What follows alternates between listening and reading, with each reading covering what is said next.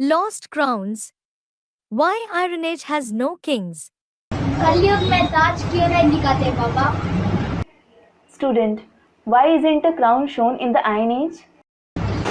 कलयुग में पाप इतने बढ़ जाते हैं, स्वार्थ इतना बढ़ जाता है। Baba, in the Iron Age, sins and selfishness increase to such an extent कि परमार्थ करते ही नहीं है। that they don't perform selfless acts at all. जो जिम्मेवारी का ताज मिले, So that they would get the crown of responsibility. संगम युग में जिसने जितना ईश्वरीय ज्ञान को प्रैक्टिकल जीवन में धारण करने की जिम्मेवारी उठाई है, In the confluence age, the more someone has taken the responsibility of assimilating the Ishvariya knowledge in his life in practice, उनको जन्म जन्मांतर उतना ही बड़ा ताज मिलता है। the bigger the crown he receives birth after births. ये ताज द्वापर युग तक सीमित रहता है। This crown is limited till the copper age. द्वापर युग तक जो सूर्यवंशी आत्माएं हैं वो सुखी रहती हैं। Till the copper age, the Suryavanshi souls stay happy. कलयुग में सुखी नहीं रह पाते। They aren't able to stay happy in the Iron Age. ताज, राजाई का ताज, जिम्मेवारी का ताज कभी इस्लामी छीन लेते हैं, कभी मुगल छीन लेते हैं, कभी क्रिश्चियन छीन लेते हैं। Sometimes the Islamic people, sometimes the Muslims, and sometimes the Christians snatch away the crown of kingship of responsibility.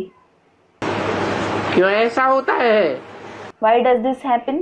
हैं?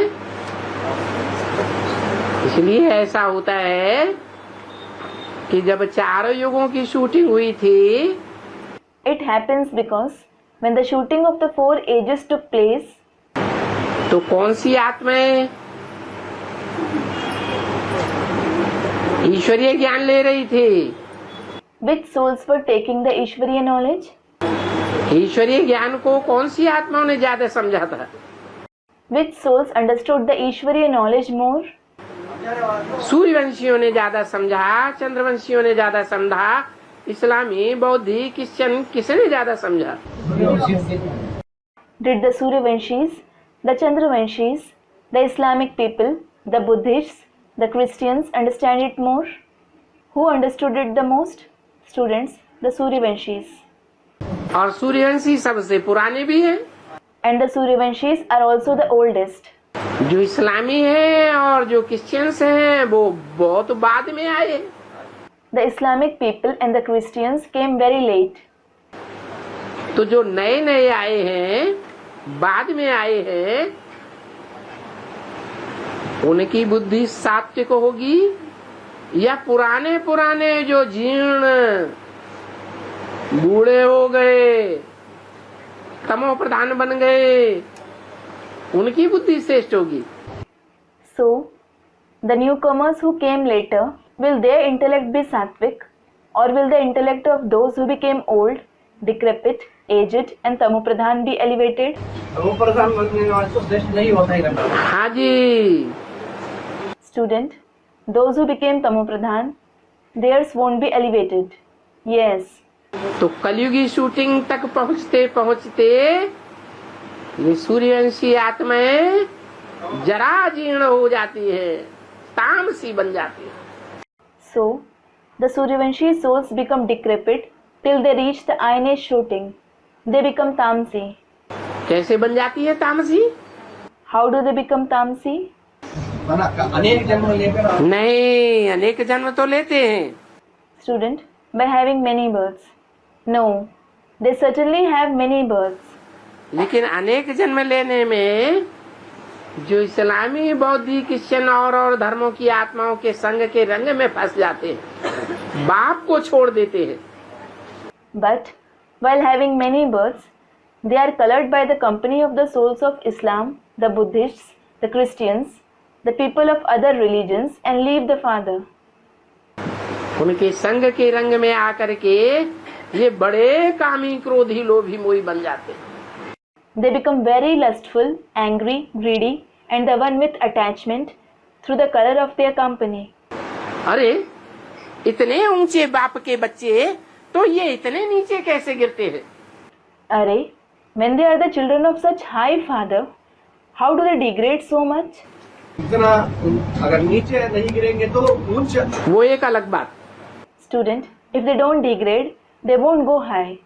This is a different thing. मूल बात है The main thing is कि बड़े आदमी का बच्चा कुसंग में फंसता है और छोटे आदमी का बच्चा कुसंग में फंसता है तो ज्यादा कौन गिरेगा? if the child of a great person and the child of an ordinary person falls in a bad company, who will degrade more? बड़े आदमी तो बड़ा आदमी शिव बाप, उससे बड़ा बाप तो दुनिया में कोई होता ही नहीं। Student, child of the great man. So, the greatest man is the Father Shiv. There isn't any father greater than him in the world.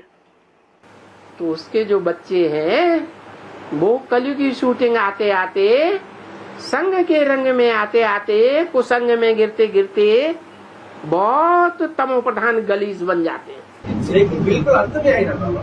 हाँ जी, कलयुग में आकर के ऐसा ही होता है।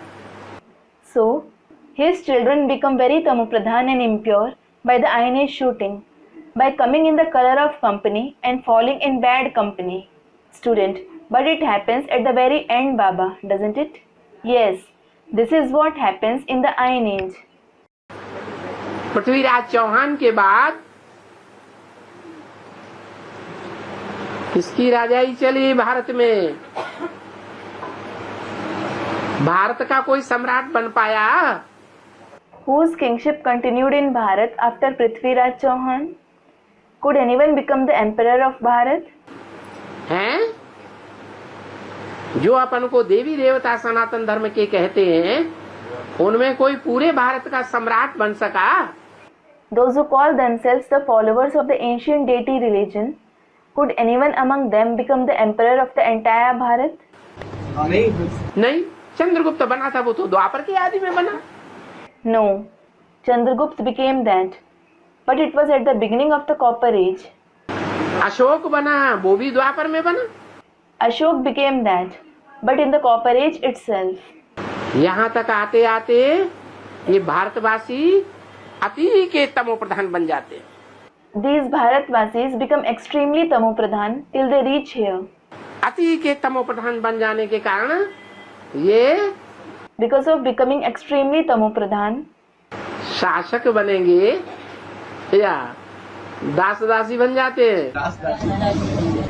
will they become rulers or do they become servants and maids? Students, servants and maids. अपनी इंद्रियों के ही दास बन जाते हैं। They become servants of their very indriya. तो राजाओं के भी दास बन जाते हैं। So they become servants of the kings too.